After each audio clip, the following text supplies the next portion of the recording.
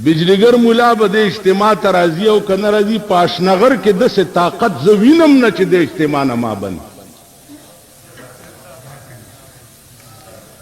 स्ताद आशनगर खानान मा प मखागस्तियु चजान तत्सवई और पदे आशनगर तरस जबंद करे ने मा तकम कुजाए दशपे बराजम दे देता दौरज बराजम स टाइम में खो खई राजम बा लासम खलास और तुरम तेरा दयाद ले पातिशवा खबरा द हकायक हाजी मोहम्मद अमीन रहमहुल्लाह ताला व तबारक दद तमाम जिंदगी स्टोरी उगो रही पदे टोल मुल्क की दगा शरीयत दगा कुरान और दगा हदीस चिनन पाकिस्तान के चुमरा रसवा जलील दे कुरान और दे हदीस द पार दे सड़ी चन दिखे दा सीधा करना द पैगंबर यो हदीस रहबानियत पे इस्लाम के शतना ला रहबानियत फिल इस्लाम और चपरेदा उपयोग कोटने की ना दा पे इस्लाम की निष्ठा रसूलुल्लाह सल्लल्लाहु अलैहि वसल्लम रईस द औलियाओ रईस द पैगंबरानो द अल्लाह न लान दियो द टोल कायनात द पासा द मकाम द अल्लाह न लान और द टोल कायनात द पासा द मकाम शानवर शाह कश्मीरी रहमतुल्लाह अलैना तालिबान पर दर्स के पुख्तना होका चिया शेख मा कौलुका फी इल्म गैब रसूलिल्लाह सल्लल्लाहु अलैहि वसल्लम द हजरत अदब दाओ चे दर्स बे प अरबी की कोलो नन अरबी मुंग लटके नराजी टके चेजान तत्सवई तख पिंजम नशपगम खबर और सरो कती माबत खान से जुमात की मुला लग गया उन्होंने ये अरब रा गए आ तकरीर कई ने वर्तवी जिया शेख फतरुकनी लैस माया अज़ाद वर्राहिला अन अज़हब इला मक्का फतरुकनी साअतन वाहिदा न दे वर्तवी जी चुप करो चुप करो और तो या शेख न लादरी युशैन चुप करो कुल तो लक फतरुकनी लैस माया अज़ाद वर्राहिला अना सबीला मक्का वो खुलता चुप करो अना लादरी युशैन चुप करो दाजमुंग हाल प मदीना मुनव्वरा की प सन 82 की जोस उम्रे ततले उमन नदरे कालमख के द मदीने मुनव्वरे जमुंग द पाकिस्तान सलोर तालिबान वालता सलोर अगी चाय उकड़े चाय उकड़े नो अगी की यो मिस्रे मुदरिस शरीको पागा चाय उकड़े दे तालिबानों मातव्या तालिबानों की यो द कचरो द कारी सेब जोयो यो द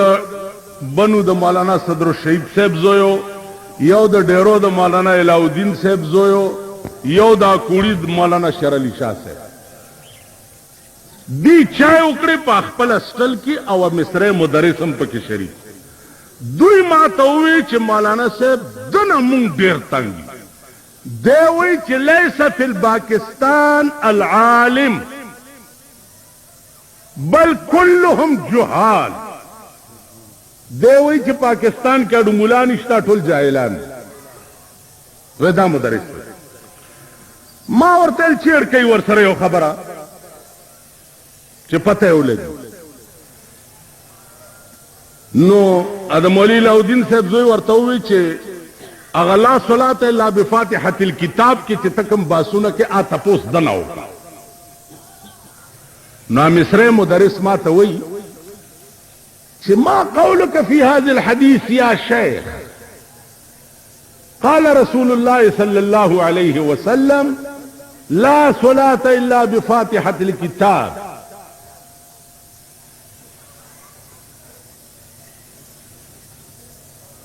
ما پښتو کې درته وایم چې تاسو په پوهیږئ و تاسو احناف چی احناف تاسو فاتحه خلف الامام ته حرام وای چې امام پسې څوک الحمد وای نو دا حرام دی او پیغمبر ویلی دی چې مونږ نه کیږي چې تر څو پورې فاتحه پکې ونه لولي.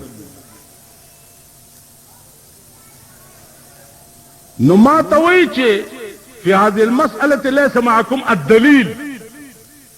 دې مسله کې تاسو سره د دلیل نشته. ما ورته چې مونږ سره دلیل قال رسول الله صلى الله عليه وسلم من كان له امام فقراءة الامام قراءة له. چا چې امام په سنیتو تړلو د امام قرات د قرات ته، نو چې د امام قرات د قرات ته نو د بیا د قرات ویلو ضرورت څه پاتې کیږي. ما ته وی قال ابن حجر پوهیږئ بزرګانو صاحبانو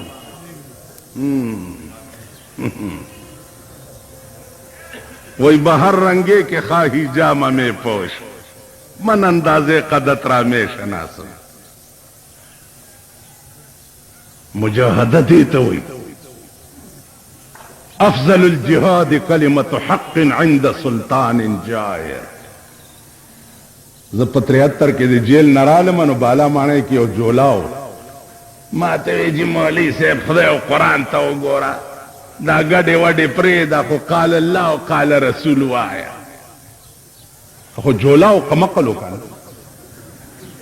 مال کدا قال اللہ و قال رسولنا میں بل سویلی زبد سریز وی نہیں وینو دا وینی مال قال الرسول میں ویلے ویتسدی ویلی مال قال رسول اللہ صلی اللہ علیہ وسلم افضل الجهاد كلمة حق عند سلطان جائر. لوی جهاد دادے چې د یو جابر او د ظالم حکمران په مخ کې یو حق خبره سړی و دې ته لوی جهاد. نو قال رسول الله مې ویلی او ظالمونی وما ویل نو دغه پکې پرېږده که نه آسه د منځونو او د سونو خبرې کوه مال دغې ته مې پرېږده د حاجي محمد امین صاحب مرحوم یو شعر مې نه پرېږدي د هغه یو شعر دی هغه مې نه پرېږدي ورته وی هغه څه ویلي دي مال هغه وایي تسپې په لاس کې په جومات کې کېناستل خو خوند کوي. تسپو زه ګوره برخلاف نه یم تاسو نه لوی لوی زه ګرځوم دا وګورئ کله مې غاړه کې اچولي خلک دا لیونی دی که څه بلا ده. تسپې په لاس کې په جومات کې کېناستل خو خوند کوي لیکن توره په لاس کې په میدان کې ودرېدل ډېر خوند کوي. دې ته مې دا نه پرېږدي. نو زما عزیزانو ما ته هغه مصری مدرس وایي چې قال ابن حجر هذا الحديث ضعيف. حافظ ابن حجر وایي چې دا حدیث ضعیف دی. ما لا تدري يا شيخ ما تدري. ابن حجر هو الشافعي لهذا الوجه كي يقول هذا الحديث ضعيف. مال ابن حجر چې دی هغه شافعي مذهب دی د دې وجه نه دی حدیث ته ضعیف وایي. او ما ورته یا شیخ ته نه پوهېږې چې لا صلاته کې دا لام کم لام دی. لام په عربي لغت کې په 4 قسمه دی. لای نفی دی لای نهی دی لای نفی جنس دی لای مشابه بلیسه دی. ته په دې پوهېږې چې دا کم لام دی. ما ته وایي ذهبت الى القواعد ته قواعدو ته لاړې ما د عربیت دنیا به قواعد او جوړیږي نه چاله چې قواعد نه ورځي هغه عربي نه ورځي قواعد څوک نه پوهیږي هغه پاغه جبه نه پوهیږي بس غلش چې اوس کله شو ټول مجلس ختم شو چې بار ووتو رسخت شو دا طالبان ما ته وایي چې یاره خدای خود تعالی تواړه جنت درکړي مونږ خو دې وګټل دې بلانه خو مونږ په درس کې اړو خبره نشو کولی مال بیا یو چې یو کې یو ټکی مې ولا بل زده کړی دی یو بل ویل بیا اوس مونږ سره دومره پیسې نشته مالا سې اوبه مو به راوالې خو دې بیا راوغواړئ بیا راوغواړئ دې خوا وګورئ د امام ابو حنیفه رحمت الله علیه زمانه وه عزیزانو د امام ابو حنیفه رحمت الله علیه یوازې نامې اغستو باندې خو به کار نه کېږي څو پورې چې د هغه د مسلک حفاظت ونه کړي نن ستا په ملک کې وګوره داسې ډلې راوتې دي چې امام ابو حنیفه ته کافر وایي داسې ډلې امام ابو حنیفه ته کافر وایي امام شافعی او مالک او حنبل ته کافر وایي داسې ډلې راوتې اوس هغه ډلو سره جنگ کولو د پاره به ملایکې راځي پیریان به راځي دیوان به راځي او کنه دا قرآن او حدیث تا ته راغلی دی د دې حفاظت به ته کوې ووایئ تاسو څوک به کوي د دې حفاظت به تاسو کوئ دا د پیریانو او د دیوانو کار نه دی د امام ابو حنیفه رحمت الله علیه زمانه ده او د دې اصحاب ظواهرو او د اهل حدیثو یو لویه ډله کوته کې ورسره دي او ډنډې ورسره دي حرم ته ورله ورته ویلې هغه تا ویلي دي چې امام پسې فاتحه لوستل حرام دي امام ابو حنیفه رحمت الله علیه چې دا ډله وکته ورته وی چې ما خو ویلي دي خو دې دومره خلکو سره خو زه باس نشم کولی تاسو دې ډله کې یو سړی منتخب کئ چې زه هغه سره باس وکم وی چې ښه یو عالم منتخب کو چې دې سره باس وکا امام ابو حنیفه ورته ویل چې که دې عالم وګټله بیا ویل مونږ ټولو به ګټلي او ویل که د بیلو ده ویل مونږ ټولو به بیللي ویل خلاصه شوه خبره ویلی امام صاحب صادر په اوږه واچولو روان شو هغې ورته ویل ولې ویل تاسو په خپله ثابته که چې امام پسې الحمد نشته په دې پوه شوئ داسې داسې مه کېږئ تاسو په خپله ثابته که چې امام پسې الحمد نشته ولې یو سړی منتخب کو چې د ده ګټه زمونږ ګټه د ده بیلات زمونږ بیلات نو چې امام دې په محراب کې منتخب کو او نیت دې ورپسې وتړلو خو د هغه مونځ ستا مونځ او ستا مونځ د هغه مونځ که نو بیا تا ته د قرات ویلو څه ضرورت اک باقي کټوله دنیا دا د امام ابو حنیفه هغه اجتهاد و دې خوا وګورئ ابن ابي ليلى د بادشاه قاضي و د بادشاه قاضي و لکه اوس پاکستان کې چې د بادشاه قاضیان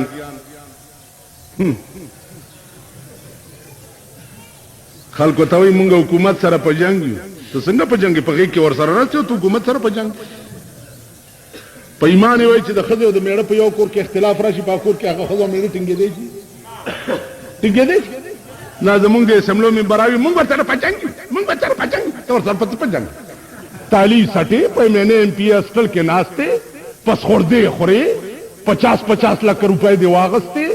د قوم غوښې او تیکې خورې لګیا ته زه ورسره په جنګ شرمېدله ته په جنګ یې ورته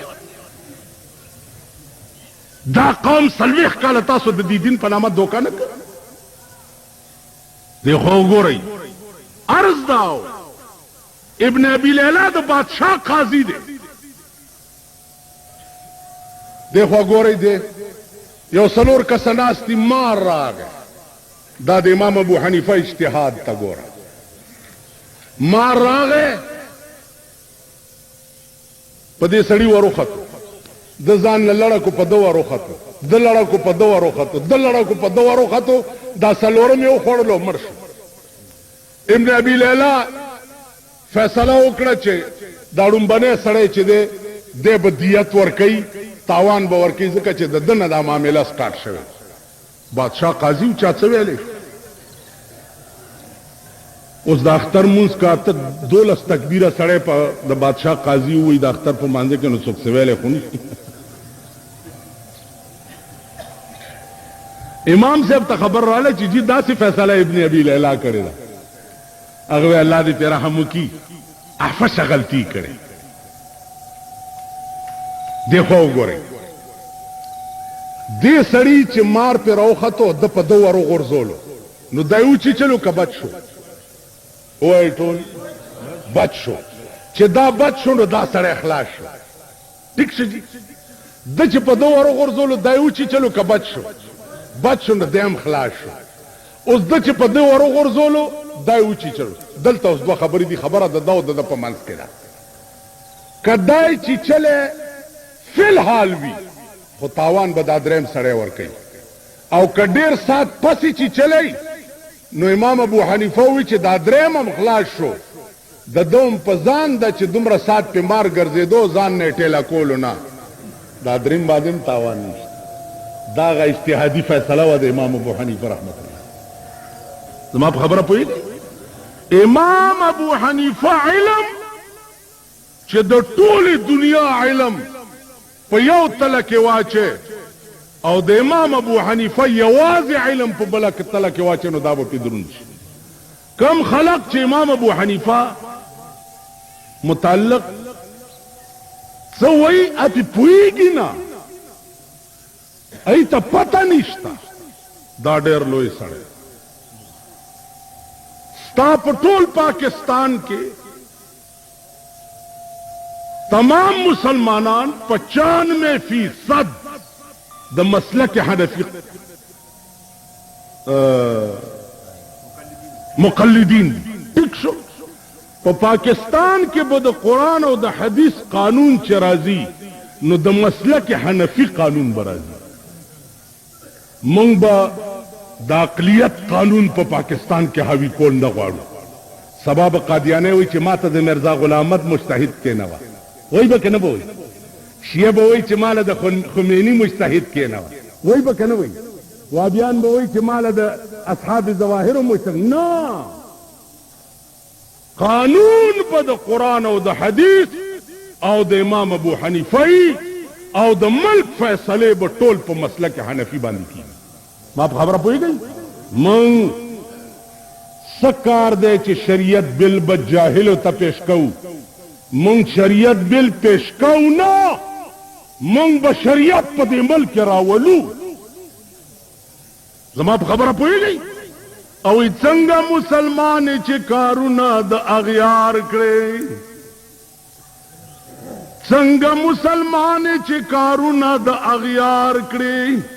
کرټول د ازغو کړي بیا ته تمد گلزار کې زب جاهل ته هم چې ته په ملک شریعت راولا ان شاء الله په دې ملک به علما مشایخ اتقیا د دین نیکان او صلاحا د دین د خدای په مهربانه او د دوی په برکت به هغه ورځ خدای را ولی چې د پاکستان قانون به قرآن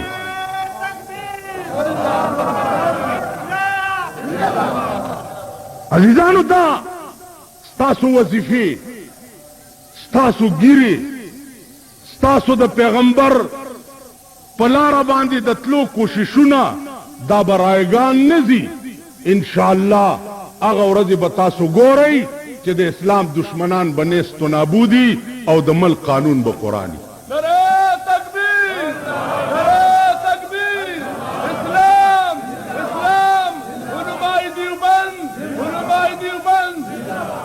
عزیزانو داجی محمد امین رحمه الله تعالی و تبارک سنت با انشاءاللہ مونگم ادا کو لکه د مرزا سکندر گریوان ته لاس اچولی د چا په اجره کې د شانو خان په اجره کې داغه ګریوان نیولې او د شریعت د پاره هغه ایمان د خدای په تاو ما کې پیدا زه خو هغه ایمان سره چې زه به غدار د مرۍ نه نیسم بېایمان به د مرۍ نه نیسم منافق به د مرۍ نه نیسم زه به یو ورځ مړ کېږم وہی موت کا ایک دن معین ہے نیند کی راتوں بر نہیں آتی د مرګ خو یو ورځ ده چې راځي او زه به مړ کېږم نو د مرګ د غمه بیا خوب ولې ټوله شپه نه راځي ما دپاره یو مرګ مقدر دی که نه دی حاجي اذا جاء اجلهم لا يستاخرون ساعة ولا يستقدمون ما دپاره یو مرګ مقدر دی او په کومه طریقه چې قدرت مقدر کړی په هغه طریقه به زه مړ کېږم کار مې څه دی چې چاله به ټیټه خبره کوم 40 کاله پاکستان وشو 40 کاله په 40 کاله پاکستان کې ما د حاجي محمد امین بل سنت درته اوس ووایم بل سنت په دارالعلوم سرحد کې د طالبانو دستاربندي وه او دی راغلی او په دې شریعت جګړه وه د حکومت سره په دې شریعت او په جلسه کې ودرېده او وی چې پاکستان په دې نیت مونږ جوړ کړی چې د دې قانون به قرآن او حدیث وي اوس مې دا یقین راغی چې دا حکمرانان په ملک قرآن او حدیث نه راولي نو ویلوس چې د پاکستان نوم واورم نو د غلو د ډیران غوندې بوی تې راشي لا اله الا الله محمد رسول الله چې دا د دې حاجي صاحب الفاظ چې ویل نومې واورم لکه یو لوی ډیران چې غلدره هغسې بوی تې راځي بندگانی نو جماعت ته راشئ او که څوک د شیطان بندگانی نو دې ډمې ته کښېنئ کړي که نه کړي واوره تاسو خیال راغی نو زما عزیزانو رسول الله صلی الله علیه وسلم د امامت په ټیم کې به امامو و به که نه به د جهاد په ټیم کې به لوی مرد میدانو د بدر په میدان کې ولاړ دی او د غشو په باران دی باران پې وري لاس یې اوچت کړی دی چې پروردګاره 314 کسان دی او کل بل اته توري دی او 2 سونه دی او زرګونه کافر دی الله که ته غواړې چې ستا په نامې اغستو والا دې په ځمکه څوک پاتې شي نو خدای د دې مظلومانو امداد وکړه او که دا وایي چې ستا نامې اغستو والا دې څوک پاتې نه شي نو الله دا 314 ټول شهیدان کا ولقد نصركم الله ببدر وانتم اذلة فاتقوا الله لعلكم تشكرون بثلاثة آلاف من الملائكة منزلين 3,000 ملائکې راغی پاسونو سورې وي د کافر سر به پرېوته او سړي به پته نه لګېده راغلی وې که نه راغلی نو د جنگ په وخت کې توره په لاس کې لوی مرد میدان دی د احد په جنگ کې وګوره سردار کونین صلی الله علیه وسلم په خپله په جنگ کې شریک دی په کاڼي باندې غاښ مبارک مات شه بی بی عائشہ و فاطمہ رضی اللہ تعالی عنہما اوبو پسې لاړ چې ګوري هلته حضرت زید پروت دی سلګۍ وهي اشاره یې ورته وکړه چې غوږ رانږدې که زما محبوب شهید شو که ژوندی دی بی بی عائشہ ورته وایي چې نور خو ټیک دی خو په کاڼي یو غاښ مبارک مات شوی دی حضرت زید وایي چې اے پروردګاره پاغه کاڼې به د زما ټول غاښونه مات کړی وی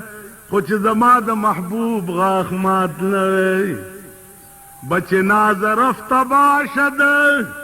ز جہاں نیاز مندی کہ بوقت جاں سپردن بسرش رسید باش. حضرت فاطمہ و عائشہ چرالے والے وقت ډیر تیر کو و یا رسول اللہ زید پلارا کے پروتے والودائی سل گئے وہی لگیاد دوینو گندزان سردار کونین منډکړو زید ته ورغه او دا غزن کدن دینو دا غ سره روچت کو پخپل غي کې او بکای چې پلار کې پروت وی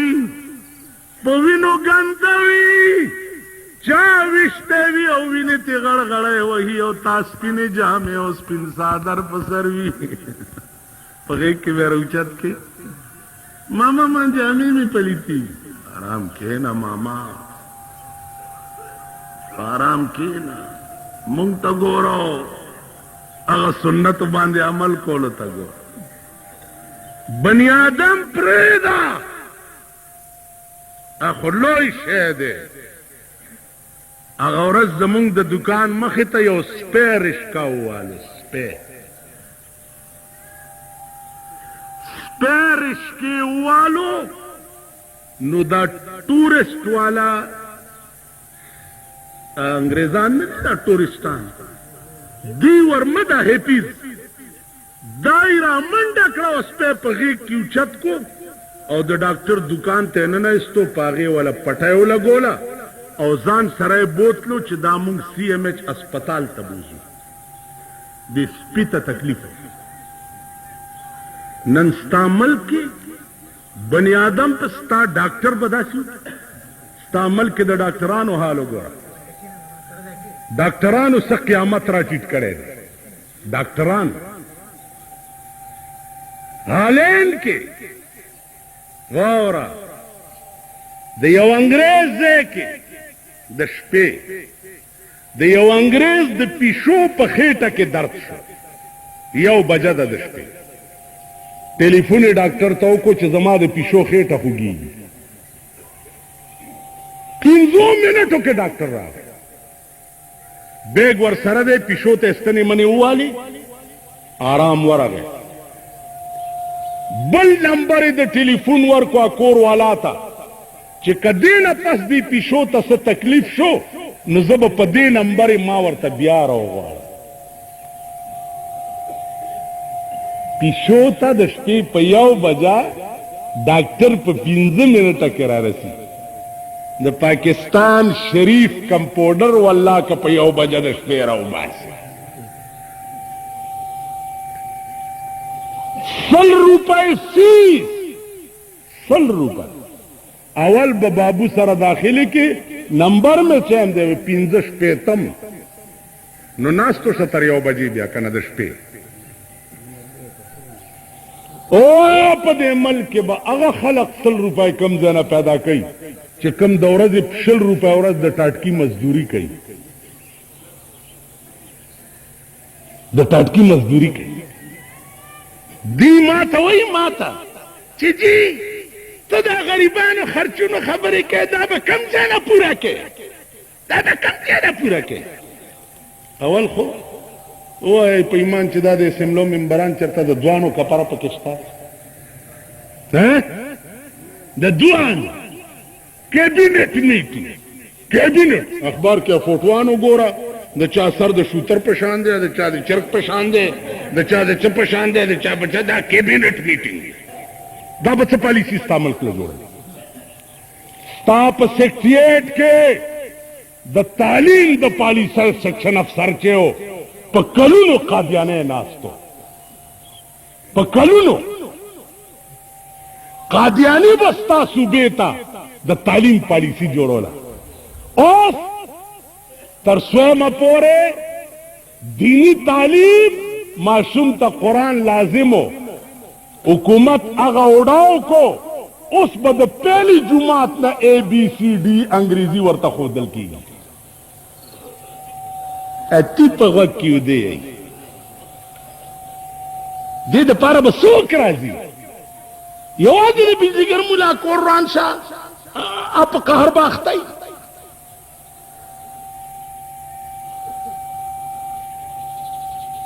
عزیزانو سوچ کوئ، زمونږ په سر ډېرې لوی ذمهوارۍ دي. پیغمبر منډه کړه او حضرت زید راوچت کو په غېږ کې واچولو او په دې مخ ورته لاس وهي. مولانا وی بچ ناظر افتباشد ز جہان آزمندی کہ بوقت جاں سپردن بسرش رسید باشی. بغلامیت خواہم کہ عزیز مصر گردم چی شود اگر بدیسا چمن خرید باش. زیادہ داولی و بدو چشمنی ممستتا بدو زلف عنبرینات بدو چشمنی ممستت بدو زلف عنبرینات کہ دلستو بر نگیرم سر اگر بری دباش. د سردار کونین د پاره با د حضرت زید غوندی ایمان پیدا کوای. د زید غوندی ایمان سردار کونین د پاره با د حنزله غوندی ایمان پیدا کوای. د واده ړومبی شپه ده، واده شوی، بانګونو مال د آواز شو چې د احد جنگ دی او رسول الله پکې شهید شو. زید حنزله منډه کړه، منډې منډې منډې چې احد ته ورسېده چې ګوري حضور علیه السلام په وینو باندې رنګ ولیده. حنزله د سر بازي ولګوله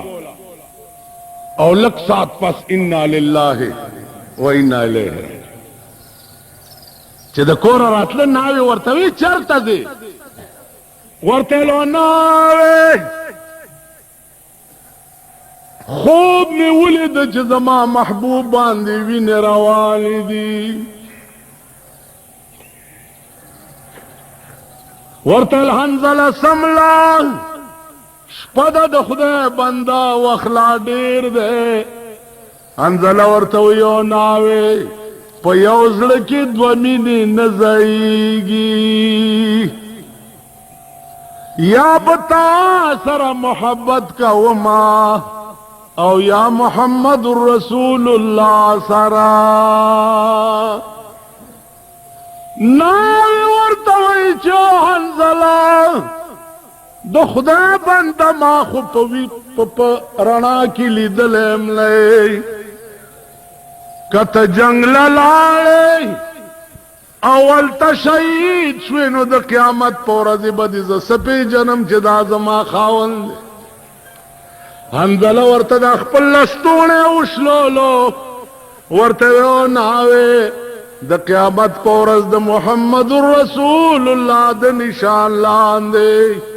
چې د چا لستوڼی شلېدلی یا به ستا خاوند وي. میدان تلاړو قربان شه. سردار کونین حکم وکړو چې د احد شهیدانو له غسل مه ورکوئ، د وینو سراو په خپلو جامو کې خښ کوي، ځکه چې د قیامت په ورځ به د دوی دا وینې او زخمونه د مشک او د عنبرو غوندې خوشبویي کوي. جبرائیل علیہ السلام راغی چې یا رسول الله الله ویلی دی چې حنزله له به غسل ملایکې ورکوي، ځکه د ده د واده ړومبی شپه وه، د چې ستا د قربانېدو واورېده نو غسل یې نه و کړی او میدان ته راغی، نو دله به غسل جبریل وی نن زه ورکومه. دا علما بزرگان پوئیگی دا حنزله نوم محدثین چی والی نور سروی حنزله غسیل الملائکہ. اگا حنزله چې چاته ملیکو غسل ورکړو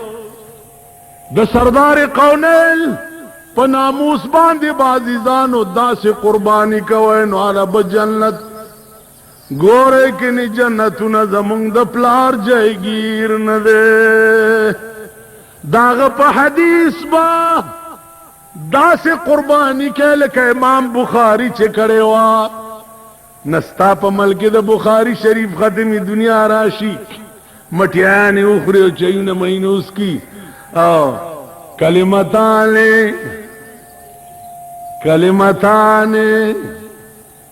خفیفتان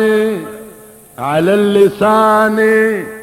ثقیلتان فی المیزان سبحان اللہ وبحمده سبحان اللہ العظیم محدثین حضرات لوی تقریرو کی تاسو ورتنا واللہ کا پٹ کی ببی پوئی گئی اگر ورځ مې وې زمونږ مدرسه کې ختم و خلکو ته څه پوه شوی والله که پې پوه شو خو ختم هسې پکې شریک شو مونږ ثواب به یې پکې ثواب به یې پکې وزن د اعمالو به په قیامت کې کیږي د اعمال به په څه شکل کې مجسم کیږي یا وزن د اعمالو به څنګه کیږي دې باندې باس محدثین عوام په دې خبره څه پوي نو عزیزانو امام بخاری یو حدیث پسې با زر میله مزل کولو او داسې به کولو 4 قدمه بلاړو نو 2 رکعات نفل به وکړه چې خدایا زه ستا ډېره شکریا ادا کوما چې تا د خپل محبوب په حدیث پسې ماتا د سفر توفیق راکړو نن ستاسو په کور کې حدیث بیانېږي نږدې ولا نه راځي په کلو کې علما مدرسین ناستی دانګا بنګا طالبان راځي قرآن او حدیث ته وای والله که به پې پوهېږئ دا سپینګیري نه دي دا که چېرته څوک راشي چې هلکه یو ساعت کښېنئ د پیغمبر یو حدیث بیانېږي دا سپینګیری د ټولو نه مخکې کېړی والی او روان شي شیخ صاحب کښېنه که نه وایي دا اوزګار دي نو ته کم کشمیر ته روان چې دا اوزګار دي اشنغر د علماو کانو په خدای باور وکړه ستا په اشنغر کې داسې علما تیر شوي دي داسې علما لکه سندانونه خبر نہیں مولانا شمس الحق افغانی متعلق د دیوبندیانو متفقه فیصله وا چې د دې سړي دومره لوی علم دی چې په مخ د ځمکه د دومره علم د چا نشته زما په خبره پوهېږئ تاسو دا د رزړو د سابق صاحب دا مشران ما لیدلي دا ټکېدلي سندانونه وو دمره لوی علما دا شاهزاده مولوي صاحب ستاسو په دې وطن کې چې دی خالی تبرک لراولي جنازه پې وکړئ مړی پې بخئ دا مطلب چې لوی مولای جنازه وکړي نو جوړ دی لوی جنت ته روان شي هغه ورځ مې چېرته ویم چې لوی مولای جنازه وکړي همړی لوی دوزخ لځي ویل دا څه وی مال دا ویما چې دی په ژوند څه کوي نه مطلب دای چې د مرګ نه وروسته دغه مولا د جنازه وکړي جوړ جنت ته تله دغې ته وایي اول تاسو په ایمان وایي هر شی غرض و غایه لري هر شی تعریف او موضوع لري تاسو د جنازې غرض پېژنئ پوهېږئ د جنازې هغه مونځ درځي خلکو ورته وایي جنازه نیت مې د مولا په نیت د اختر نیت درځي عربی کی نیت درځي اور عالیو امام په سودره دی الله اکبر الله اکبر الله اکبر مړي لار شي دوا وکي ماما دوا وکي الله اکبر الله اکبر لا اله الا الله والله اکبر الله اکبر ولله الحمد هلکه په ایمان ودی کی تامړي ته څوي خپکیږي مو که خپشي یو لګزل خپشي زما به څوکي و به مې کوي څه خو خدای ته ګورئ، خدای ته ګورئ د خدای بندګان. زمونږ خو مړي هم خوار دي، ژوندي هم خوار دي. مړي هم شرمېدلي دي، ژوندي هم ودونه هم شرمېدلي. په دې لار زه کله د جمعې په ورځ ځمه، داسې مردان ته ځمه یا تخبهي ته ځم، د جمعې ورځ ستاسو د وطن لاری په مخه راشي، نو پاس سړي کې ناست یو لا د ښځې ناست یو ډولکی ورسره الله الله الله. دا ملګرو ته هم پښتانه لاړل، پښتانه لا پښتون دغې له پاتې دی، خوټ کېدلې وریجې ته وخوړه او لاری ته وخېږه او ډولکی ورپسې کا بس ګډېږي به.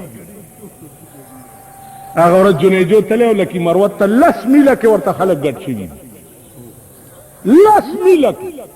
جنیجو پېژنئ؟ دا څه چیرړه زمونږ وزیر اعظم چې دی، مونږ ته خدای ډوخه یو ښځه وه د مېړۍ پوزه نه وه، نو ښځو ورته ویل چې خورې دا مېړه خو د بې پوزې دی، ویل خورې دا مې 5م مېړه دی، خو د چا پوزه نه وي، د چا سترګه نه وي، د چا خپه نه وي، د چا لاس نه وي. ما له ویل خدای ښه مېړاډو راکوي نه، مونږ باندې هغه د هغه ښځې چل دی. چېرته چیرړي مونږ ته اورېدلي 10 میله کې ورته د ډېرو د لکي مروت خلک ګډ شوي دي. نو بله ورځ زه ورپسې بنو له ورغلم، وی هغه لوب زه هر تقریر چې کوم ما سر په تلي کې ایښی، دا واورئ، هر تقریر چې کوم په خدا قسم که به مې دا ویښته رپېږي. نو هغه لوبې مې ورسره وکړې. دا زمونږ چیف منسټر صاحب تلی و کرک ته 15 قسمه ډانس یې ورته کړی دی، 15 قسمه ډانس. دا زمونږ پښتو غیرت دې ته پاتې شو، چېرته ورته پټي وښایئ، ټیوبویل یې ورته وښایئ، اوبو ورته وښایئ، بجلي ورته وښایئ. 40 کاله کې ما ورته هغه ورځ دیر ته تلی ومه، نو دیر والاو ته مې وویل چې 40 کاله وشو چې د دیر نه ممبران جوړېږي، ممبران. په 40 کاله کې د دیر د 40 میله سړک جوړ نه کو، په غبرګو سترګو دا ممبران ړانده شه، نو دوی به اسلام په ملک کې څنګه راوړي؟ څوک چې 40 میله سړک د خپل کلي ولاکې نه شي جوړولی، او به په ملک کې اسلام څنګه راوړي؟ واورئ. او په کلاو زما دا تقریرونه سم دا ګند لګېدلی دی، دا نه دی، دا پېښور نه ورپسې دا بلا راغلی ده چې دا به کوم ځای ته رسوي. واورئ په کلاو غوږونو، دا وخت په پاکستان کې د لوی قربانۍ وخت، که دې وخت کې په ملک کې قرآني نظام راوستو دپاره قرباني ونه کړه، او په ټول عمر کې ستا په ملک کې راغی، نو بیا که مړم په قبر مې راشئ متیاز یې. دا شریعت بل والا چې دی، دا سوچه سمجه سکیم دی د ضیاءالحق د بقا دپاره. شریعت بل به زه چاته پیش کوم؟ سینټ مسلمانان، قومي اسمبلی ممبران مسلمانان، ضیاءالحق پرون ریفرنډم کولو په دې ملک کې، ووایئ په ایمان په چټې لیکلي چې تاسو اسلام منئ که نه منئ؟ لیکلي که نه یو لیکلي؟ په چټې لیکلي چې اسلام منئ، ولیکئ لاندې چې ها یا نه. اوس زړه کې مې خیال وکړو چې که دا چټ ماله چا راکړ، نو زه لاندې لیکلی شم چې نه زه اسلام نه منم. نو وتښتېدم د بډابېرې میرې ته، ټوله ورځ مې هلته تېره کړه چې په دا چټ څوک رانه کړي، بېړه یې غر کړه. ماښام راغلم، خلکو په چیټي لیکل چې او جي مونږ اسلام منو. ماسخوتن د اعلان وکړو چې زه 5 کالو له صدر شم. هلکه ولې؟ ویل تاسو چې وویل چې اسلام منو، زه اسلام یم وی که کوي نه. نو د اسلام دی، اسمبلی اسلام دی، سینټ اسلام دی. نو دوی نه تپوس وکړئ چې تاسو شریعت بل پیش کړی چاته دی، چاته هم پیش کړی، او چې بیا چاته هم پیش کړی دی، اسمبلی دا او که صدر ضیا دی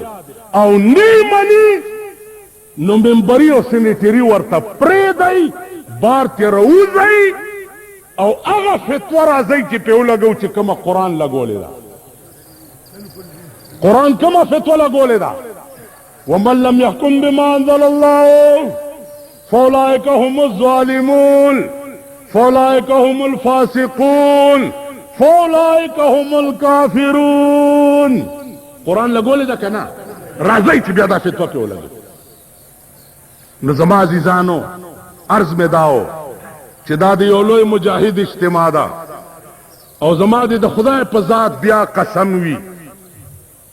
चिदाजी मोहम्मद आमीन गुंदे आशिक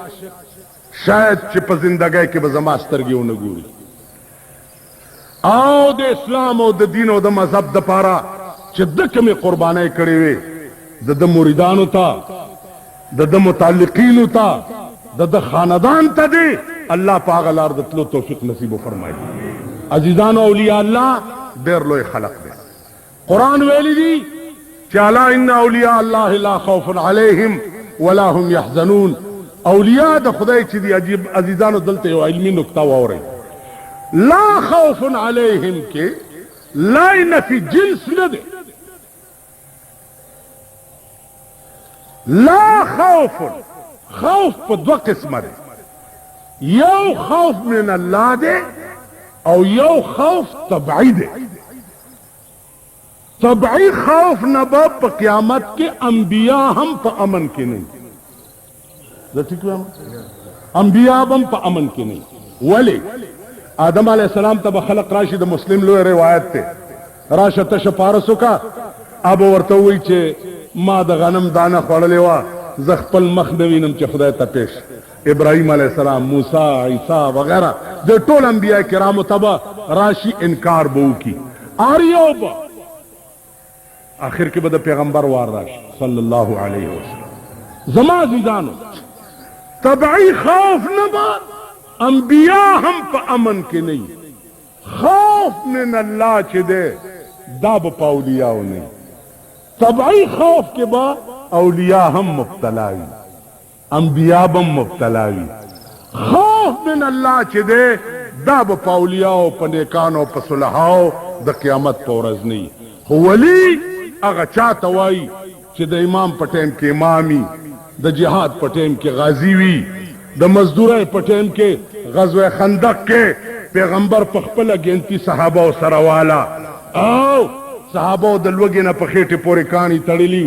या रसूल अल्लाह गोरा लमनी चतक रहे यो काने खेटे पैगंबर लमनी चतक माता गोरई न दद्व कानी खेटे पोरे तड़िली तास ख्याल दे कि तासु पैगंबर पर उठाए खोली और तासु बूगी कार कहो